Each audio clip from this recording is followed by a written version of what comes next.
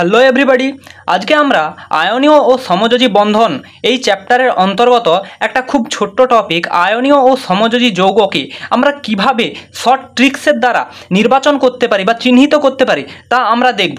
তো let's start. যে আয়নীয় ও সমযোজী যৌগ নির্বাচন আমরা কেমনভাবে করতে পারি, সেজন্য আমাকে প্রথমে কি জানতে হবে না ধাতু, যে ধাতু কোনগুলো এবং অধাতু কোনগুলো সেটাকে আমাকে প্রথমে জানতে হবে। তো দেখে নিই যে ধাতু আমার এই লিস্টে কি কি আছে। না দেখো, আমার প্রথমে আছে যে sodium, magnesium, aluminium, potassium, calcium, iron, copper, manganese, তারপর আছে আমার cobalt, nickel, zinc, chromium, mercury এবং লিথিয়াম। এই কয়েকটা আমার এখানে ধাতু আছে।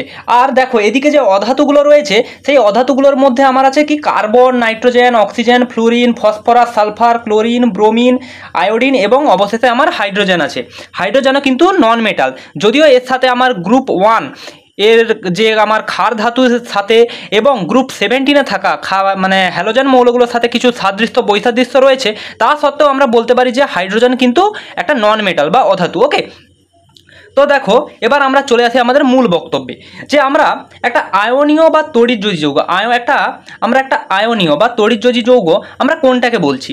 না ধরো এখানে আমার একটা ধাতু আর অধাতুকে নিয়ে আমরা যে যৌগটা গঠন করতে পারি তাকে আমরা কি বলবো না, তাকে আমরা বলবো আয়নীয় বা তড়িৎযোজী যৌগ। যেমন এখানে দেখো NaCl, এখানে দেখো হচ্ছে সোডিয়াম কি না, সোডিয়াম আমার অবভিয়াসলি এখানে ধাতু।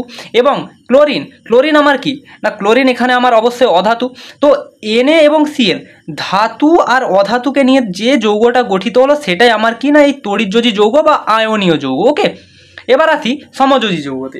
না সমযোজী যৌগের ডেফিনেশনে আমার কি বলছে না, এটা হচ্ছে আমার অধাতু এবং অধাতু এইটার দ্বারা আমরা যে যৌগটা আমরা গঠন করতে পারি না সেটাই আমার হচ্ছে কি না সমযোজী যৌগ। যেমন HCl, দেখো এখানে হাইড্রোজেনও কিন্তু অধাতু এবং ক্লোরিনও অধাতু।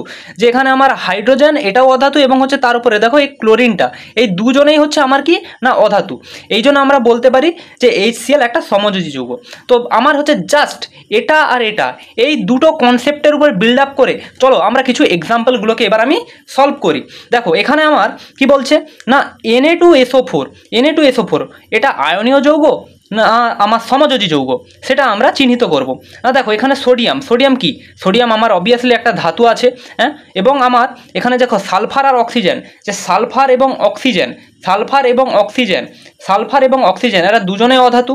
তো আমরা বলতে পারি যে আমার এই যে যৌগটা কি, এই যৌগটা আমার কি না, এই যৌগটা হচ্ছে আমার আয়নীয় যৌগ। ওকে, এটা আয়নীয় যৌগ। ঠিক তারপর দেখো যে K2S আমার কি যৌগ হবে, দেখো পটাশিয়াম আমার কি, এখানে হচ্ছে পটাশিয়াম হচ্ছে আমার ধাতু এবং হচ্ছে সালফারটা কি অধাতু। তো এটাও আমরা বলতে পারি এটাও আমাদের হচ্ছে একটা আয়নীয় যৌগ। এবং তারপরে চলে এসো যে তারপরে আমাকে বলা হচ্ছে যে NH3 আমাদের কেমন ধরনের যৌগ, দেখো নাইট্রোজেন এবং হাইড্রোজেন দুটোই অধাতু আছে, তো এটা আমরা বলতে পারি এটা হচ্ছে সমযোজী যৌগ। ওকে, MgO এটা আমার কি, এটাও আমাদের ওই আয়নীয় এবং তড়িৎযোজী আয়নীয় যৌগ। H2O এটা আমাদের কি, এটা আমাদের হবে সমযোজী যৌগ। এবং O2, দেখো এই O2 বলতে আমরা কি না দুটো অক্সিজেনের মধ্যে হচ্ছে বন্ডিংটাকে বোঝাচ্ছি না। তো এটা দুটো অক্সিজেন পরমাণুর মধ্যে বন্ডিং হচ্ছে, তাহলে এটা আমার কি হচ্ছে, এটা আমার হচ্ছে সমযোজী হচ্ছে। ওকে, তো এটা আমার হচ্ছে সমযোজী আমার হয়ে গেল। তো সমযোজী হয়ে যাওয়ার পর আমরা এবার চলে আসি আরও কিছু এক্সাম্পলগুলোকে আমরা এবার জেনে নিই। যেমন এখানে আমার আরও এক্সাম্পল বলতে এখানে আমাকে বলা হচ্ছে যে তড়িৎযোজী যৌগ সম্পর্কে আরও কিছু এক্সাম্পলগুলোকে দেখো, যে এখানে NaCl, MgCl2, CaO, LiH এবং Al2O3 এবং সমযোজী যৌগ, এটা তড়িৎযোজী যৌগ বা আয়নীয় যৌগ একই জিনিস, একই নাম।